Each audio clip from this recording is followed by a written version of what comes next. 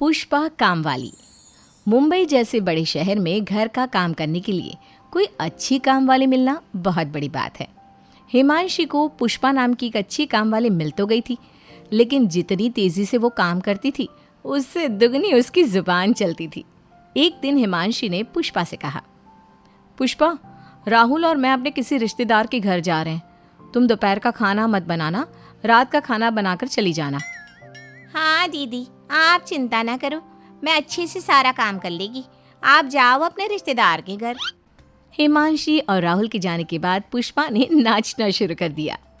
अच्छा हुआ दीदी और भैया चले गए, अब पूरा दिन एसी चलाऊंगी, अच्छा अच्छा खाना बनाऊंगी। नहीं, लेकिन पहले घर का काम करके फ्री हो जाती है मैं, इसके बाद आराम से एंजॉय करेगी। अब एक दिन के लिए सही, लेकिन वो पूरा घर पुष्पा का था। अब पुष्पा घर की सफाई करने लगी, तभी उसकी नज़र हिमांशी की बहुत सुंदर सैंडल पर पड़ी। बाबा रे, दीदी की चप्पल तो बहुत सुंदर है, मैं पहन कर देखती है, मेरे पैरों में तो ये सैंडल बहुत अच्छी लगेगी। पुष्पा ने वो सैंडल पहन तो ली, लेकिन हाई हील होने की वजह से उससे बिल्कुल भी चला नहीं जा रहा था। अरे बाबा रे, दीदी कैसी पहनती है इस फर्स्ट फ्लोर को? इस चप्पल को पहनकर और इस पर से कूदकर तो इंसान सुसाइड भी कर सकता है। रे बाबा, मैं अपना काम ख़त्म कर लेती है जल्दी से। पुष्पा जल्दी से सैंडल रख देती है और दोबारा अपने काम में लग जाती है। काम करने के बाद उसे भूख लगती है।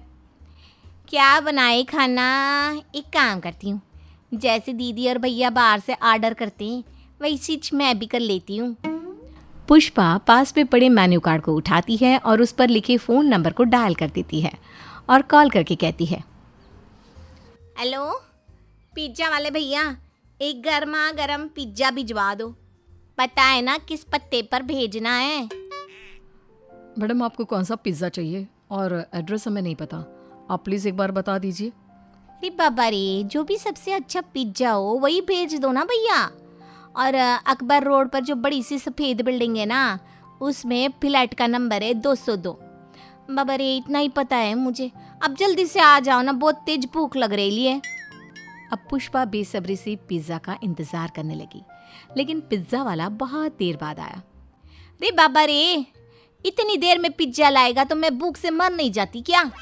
सॉरी मैडम, वो आपने एड्रेस इतना आसान तरीके से बताया था ना, तो अकबर रोड पर जितनी भी सफ़ेद बिल्डिंग है मैं उन सारी बिल्डिंग में गया और सबसे लास्ट में इस बिल्डिंग में आया, तब कहीं जाकर आपका फ्लैट दिखा। रे बाबा, आपको पहले इस बिल्डिंग में आना चाहिए था ना। जी मैडम, गलती हो गई, आगे से पहले इस बिल्डिंग में आऊँगा।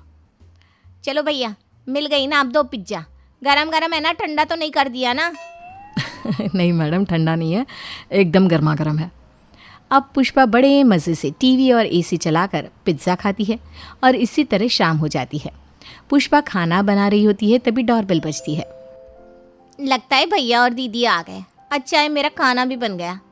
पुष्पा दरवाज़ा खोलती है, राहुल और हिमांशी अंदर आ जाते हैं। राहुल जैसे ही अंदर आता है उसे महसूस होता है कि पूरा घर ठंडा हो रहा है। पुष्पा, ये घर इतना ठंडा क्यों हो रहा है? तुमने एसी चलाया था क्या? रे बाबा, ना भैया ना, मैंने एसी को हाथ भी नहीं लगाया।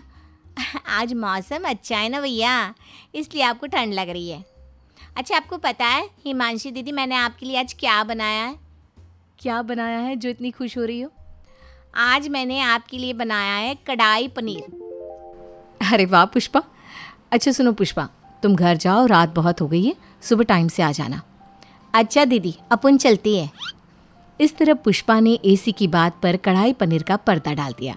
पुष्पा के जाने के बाद राहुल कहता है, हिमांशी, तुमने पुष्पा को ज़्यादा ही सर पर चढ़ा लिया है। तुम्हें पता है आज सुबह से उसने एसी चला रखा है और बोल रही है कि मौसम अच्छा है। जो मन में आता है करती है, जो मुंह में आता है वो बोल देती है।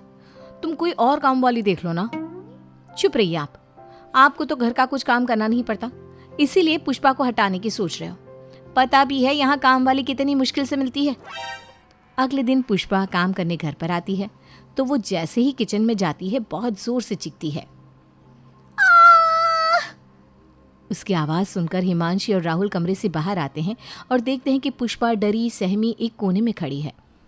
इस तरह उसे खड़ा देख राहुल हैरानी से कहता है, अरे पुष्पा, दुनिया में ऐसी कौन सी ताकत है जिसने तुम्हें इस तरह चुपचाप होने पर मजबूर कर दिया?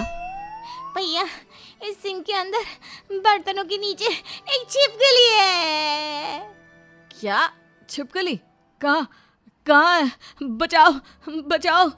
राहुल हिमांशु और पुष्पा के पीछे छुप जाता है। क्या राहुल, तुम तो मुझसे और पुष्पा से भी ज्यादा डर रहे हो। सिंक के अंदर से बर्तन हटाओ ना और उस छिपकली को भगाओ यहाँ से। कौन मैं? कभी नहीं, मुझे छिपकली से डर नहीं लगता, घिन आती है। अरे कितनी गंदी होती है, बिल्कुल छोटे मगरमच्छ की तरह। बाबा रे बाबा, अरे भैया मर्द होके डर रहे लो, अरे भगा दो ना उसे। हमारे गांव में तो छोटे छोटे बच्चे छिपकली की पूंछ पकड़ कर खेलते हैं। और हाँ भैया, इन बर्तनों को हटाओ तो साबुन लगा लगा कर हटाना, वो क्या है ना, धोने में आसानी होगी ना। राहुल पुष्पा को हैरानी से देखता है तो हिमांशी राहुल को डांटते हुए कहती है, आप इस तरह उसे क्यों देख रहे हो? लगा दो ना बर्तनों पर साबुन, क्या बिगड़ जाएगा आपका? और देखा ना, मैं ऑफिस के लिए भी लेट हो रहा है। बेचारा राहुल सारे बर्तनों पर साबुन लगाता है और छिपकली को भी भगा देता है। पुष्पा कहती है, लाइए भैया, अब जल्दी से ना मैं बर्तन पानी से धो देती हूँ। ना, जब मैंने बर्तन पर साबुन लगा ही दिया है तो मैं बर्तन धो भी तो सकता हूँ। तुम नाश्ता तैयार कर दो। राहुल बर्तन धो देता है और पुष्पा मन ही मन खुश होकर कहती है, भला उस छिपकली का, उसकी वजह से भैया ने मेरे सारे बर्तन धो दिए। ए छिपकली, तू रोज आना और रोज भैया से मेरा काम कराना। इसी तरह पुष्पा कभी कोई बहाना करके राहुल से घर का काम कराती रहती। जब पुष्पा की सैलरी मिलने का समय आया तो राहुल ने उसे आधी ही सैलरी दी। पुष्पा ने रुपए गिने और राहुल से कहा, रे बाबा, क्या भैया, आप इतनी बड़ी कंपनी में काम करते हैं और आपको रुपए गिनने भी नहीं आते? आपने मुझे आधे रुपए दिए हैं। पुष्पा, मुझे रुपये गिनने आते हैं, मैंने जानबूझकर तुम्हें आधे रुपये दिए हैं। काय को भैया? इस महीने तो मैंने छुट्टी भी नहीं ली है। अरे पुष्पा, तुम्हारा आधा काम तो मैं ही करता हूँ, तो तुम्हारी आधी पगार मेरी हुई ना। अरे क्यों मजाक कर रहे हो? दे दो ना उसकी पूरी पगार। ये लो पुष्पा अपनी पूरी पगार, और ये 1000 रुपये अलग से। रे बाबा, भैया ये 1000 रुपये क्यों दिए? क्योंकि तुमने इन्हें घर का काम करना जो सिखा दिया है, इसलिए। बाबा रे, अपन तो डरिच गेला था। बाबा रे, तुम्हें डराने के लिए सही तो किया था। इस बात पर सभी हंसने लगते हैं। इसी तरह कई दिन गुजर जाते हैं। राहुल की तबीयत अचानक खराब हो जाती है तो पुष्पा हिमांशु के साथ मिलकर घर संभालती है। वो हिमांशु के साथ राहुल को हॉस्पिटल ले जाने में मदद करती है। कभी कभी रात में वो अपने घर पर भी नहीं जाती। पुष्पा, तुमने मेरी बहुत मदद की, उसके लिए थैंक यू सो मच। ये लो तुम्हारी इस महीने की पगार। रे बाबा, नहीं दीदी, आप मुझे ना अगले महीने पगार देना। अभी भैया की तबीयत ठीक नहीं है ना, और आप भी काम पर नहीं जा रही हो, तो अभी मैं आपसे पैसे नहीं ले सकती। ये सुनकर हिमांशु की आंख में आंसू आ गए। पुष्पा ने हिमांशु को चुप कराया और बोली, दीदी आप रो मत, भैया जल्दी ठीक हो जाएंगे। फिर मैं भैया से सारा काम कराएगी और पगार भी भैया से लेगी। वो 1000 फालतू देते हैं ना, इस वास्ते। हिमांशी पुष्पा की बात सुनकर हंस पड़ती है। कुछ दिन बाद राहुल ठीक हो जाता है और वो भी पुष्पा को थैंक यू कहता है। एक दिन राहुल पुष्पा के साथ मिलकर घर की सफाई करवा रहा था। वो चेयर पर चढ़कर तस्वीर साफ करने लगा, तभी उसके हाथ से कपड़ा गिर जाता है।